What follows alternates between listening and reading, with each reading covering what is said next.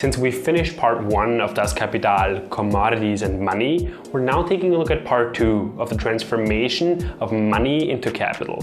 This part of the book is much more straightforward compared to our previous chapters. Additionally, Marx starts to really disagree with the conventional economic thought of his time. Let's jump into the general formula of capital.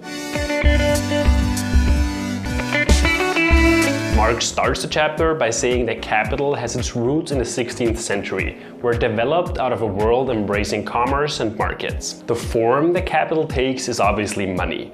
Marx, however, reminds us that not all money is capital, which is something that he has already mentioned in chapter 3. Money that is simply money and money that is capital distinguish themselves in their form of circulation. Money that follows the CMC circulation, from a commodity to money back to a commodity, isn't necessarily capital. However, money that follows the MCM circulation, from money to a commodity back to money, is converted into capital. This definition of capital was very much outside the mainstream at this point in time.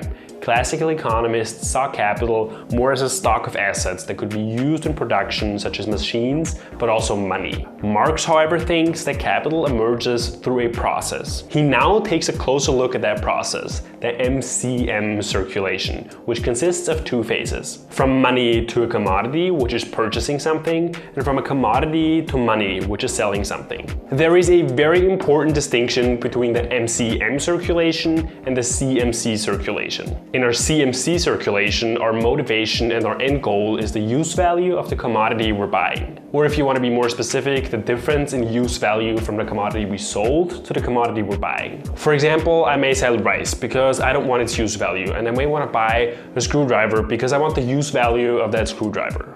This circulation is a good idea even if the exchange value of these things is equal. In fact, the exchange value here is mostly equal. If it's not, Marx says that's purely accidental. In our MCM circulation, our motivation and end goal is to have a larger amount of money than we had at the start. Let's say I buy a screwdriver for €5 and sell it for 7. What I've essentially done here is exchanging €5 for 7. So effectively, we're talking about a money-to-money circulation here. Now, it's pretty obvious that if we have a M to M circulation, our second M must be greater than our first. Buying a screwdriver for €5 and then selling it for €5 would hardly be worth the effort.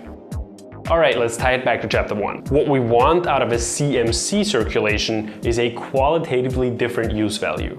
What we want out of an MCM circulation is a quantitatively different exchange value. So to be a little more specific, this expression should really be called MCM bar. M bar being M plus the additional money we got from the trade. Marx calls this additional money surplus value, which is a concept fundamental to Marx's ideas. The value originally advanced therefore not only remains intact while in circulation, but adds to itself a surplus value or expands itself. It is this movement that converts it into capital. Money ceases to be capital if we spend it on consumption. So if I take the €7 I got for my screwdriver to buy myself a fancy book about capitalism, those €7 are money again. Marx says that the societal purpose of the CMC circulation is to appropriate use values. The circulation of money is, on the contrary, an end in itself, for the expansion of value takes place only within the constantly renewed movement. The circulation of capital has therefore no limits. I can perform the MCM circulation indefinitely, buying something, selling it for more, buying more and selling it for even more, and so on and so on. This process will continuously grow my capital. So I guess that really makes it the MC rich as circulation. Marx says that no longer are use values the goal, but winning a never-ending profit-seeking game. I'm talking about this.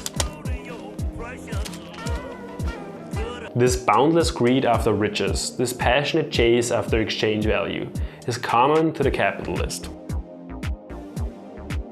This chapter in one sentence: capital develops through the MCM circulation, and the purpose of this process is money itself.